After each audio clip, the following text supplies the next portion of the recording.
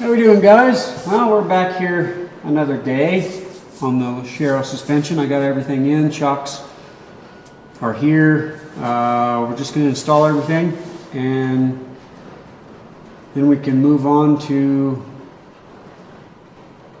our gas tank.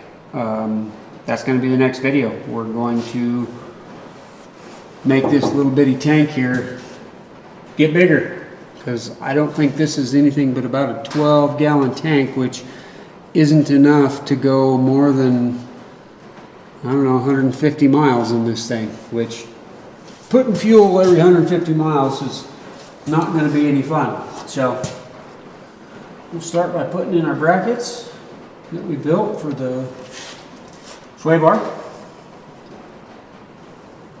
We're going to Loctite our bolts here.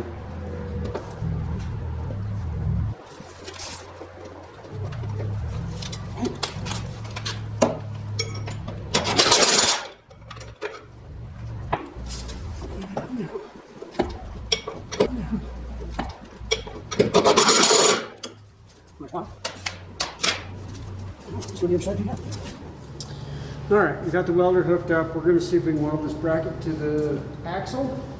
I got my sway bar brackets in. We'll get this welded up. Then we'll move on to the brake line, and then it'll just be the shocks. And we'll have this thing wrapped up.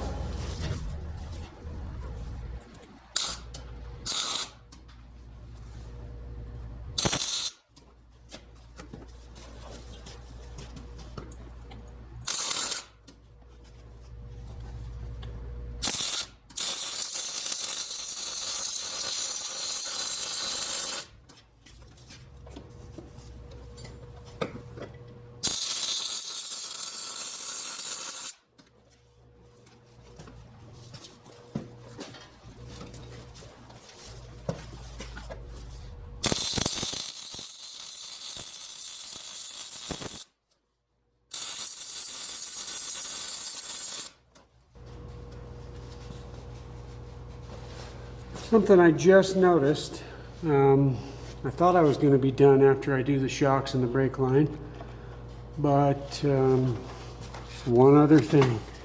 Alright, so if you look, there's a drain hose right there. So the one thing I forgot are those, which are your bump stops, which hit right there on those little round pieces of tube on top of the axle. They need to be dropped 3 inches as well. Otherwise you could over articulate your springs and bust a spring. If, you know, not that my clients are going to be jumping this thing, but you never know. There's holes in the road sometimes that surprise you. So I guess we'll finish the brake lines and the shocks today, and we'll fabricate some spacers for the bump stops, which should be able to just use some 3-inch square tube. Maybe we can cut up some of the blocks that they used and use those for the spacers.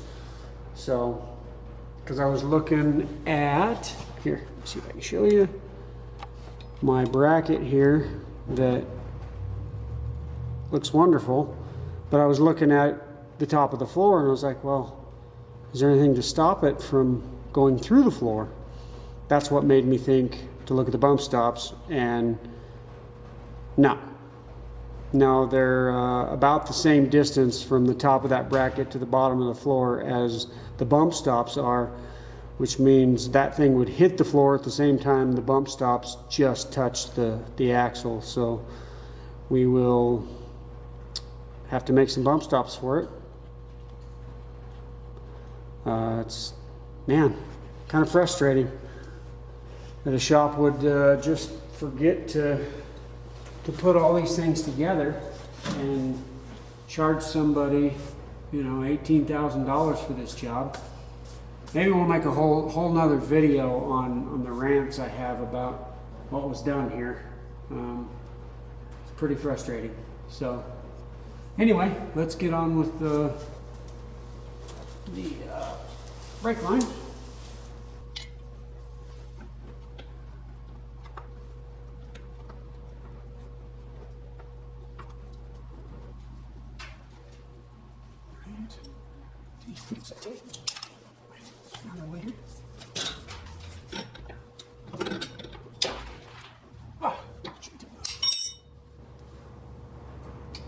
Well, looks like our new brake line and our old brake line, the hole is a little bit different.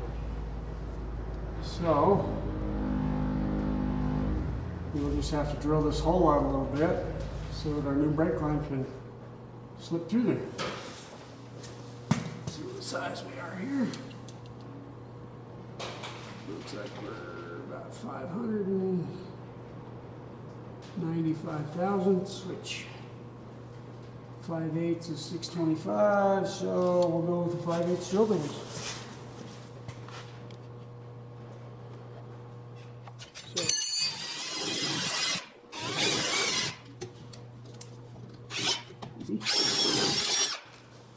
Just a little bit, and there we go. That'll work.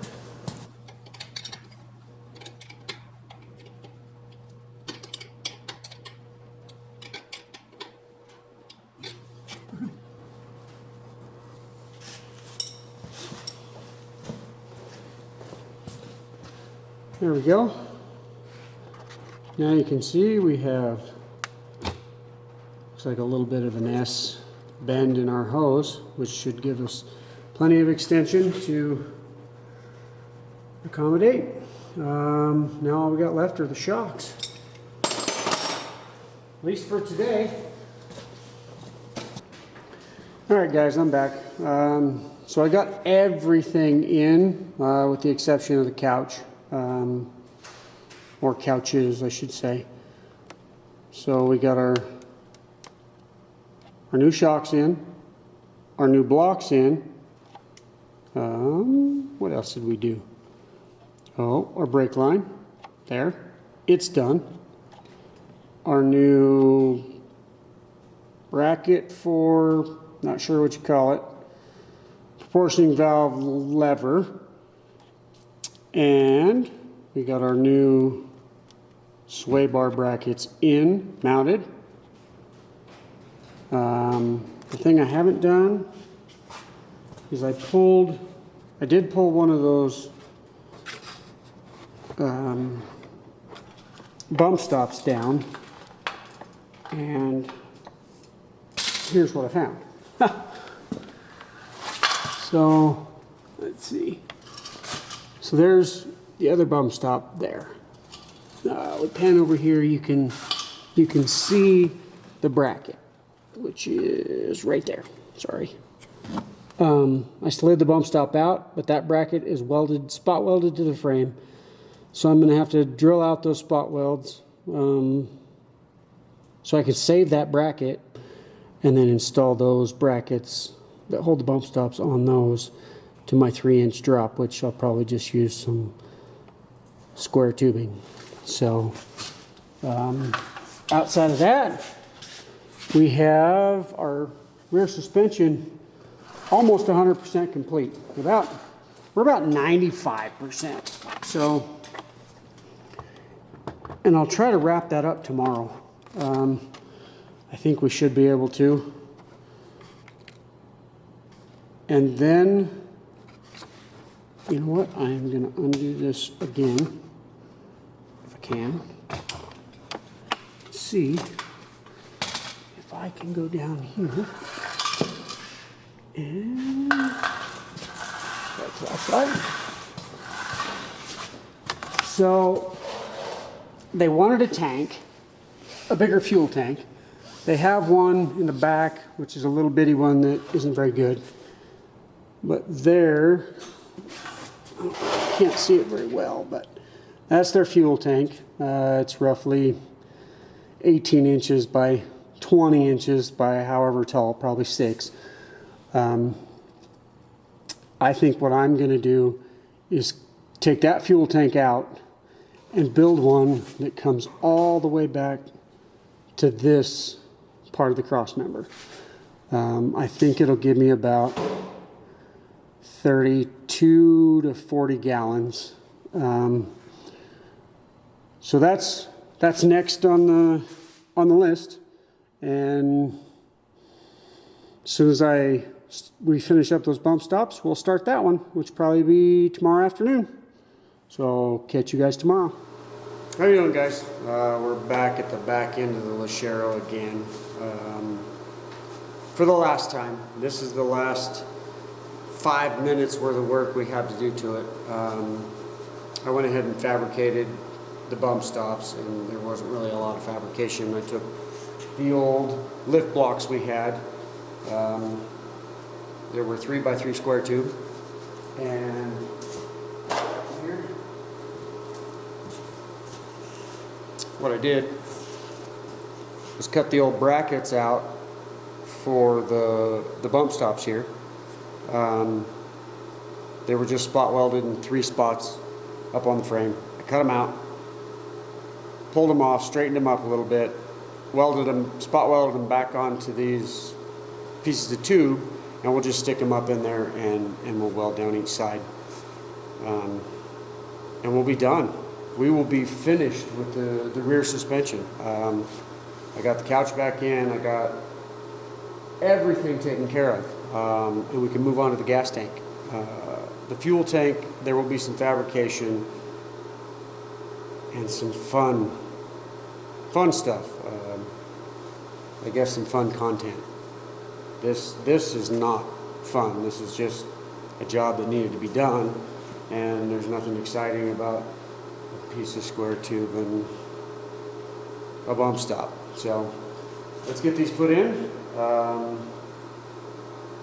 we'll be done. Well, I guess one quick thing. So I cleaned up these blocks. Let me see if you can see here. And they're shiny. Get them away. Here they are.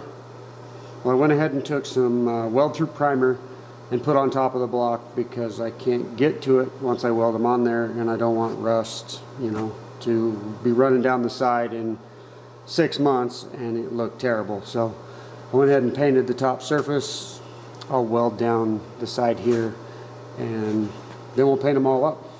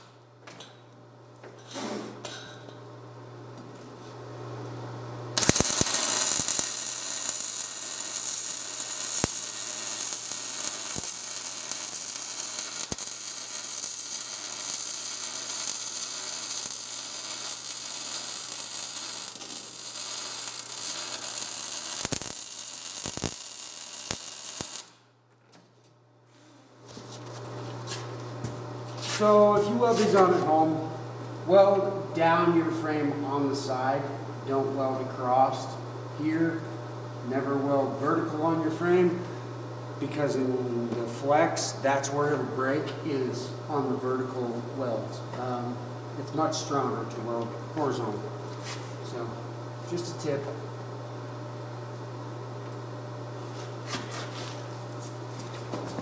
I will get the other side welded up and we'll be all finished, and we'll get the tires back on. Alright, so we got it all done. The bump stops are in, right there. Shocks, they're all done and in. Rear suspension lift blocks in and done. Brackets for the sway control bar in and done, and our brake line, and this is at full droop, and we still have another inch or two to go before we stretch that line. So it's hanging up in the air. It should be fine from now on. There's only one other thing that was a problem that I wanted to show you guys. So the water heater, I got one couch back on, and then I decided I would show you what I did. Oh, where's my light? There we are. Before I put the other couch back on. Oh, let's climb back up into this dark hole. All right, so I left this couch off. So you remember the oh, where is it? There it is. Shock tower right there. I just got to put the nut on, the plate on, and put this couch back in. But the other side has that screw covered up by the water heater. So what I did was broke it off. I broke the screw off. Just take this plate and turn it upside down. It fits, covers the hole. Oh, get over there. And then you just screw it into the top side. And so the next time you have a shock problem, you don't have to remove the water heater or bust a screw or bend it all up and then end up just not putting it back in. You just take the screw out and take it out. So that was not so much a fix, but a repair that needed to be done for future maintenance. So we are all done with the rear suspension. All I gotta do is put that nut and washer on top of the shock and put the couch back on, and basically we can move on to the fuel tank. So I will wrap this up in about 5 minutes and meet you underneath again. Thanks, guys. Oh yeah, don't forget to like, subscribe, ring the bell. Let me know if there's anything I missed or anything else you need to, or you'd like to know. So thanks, guys.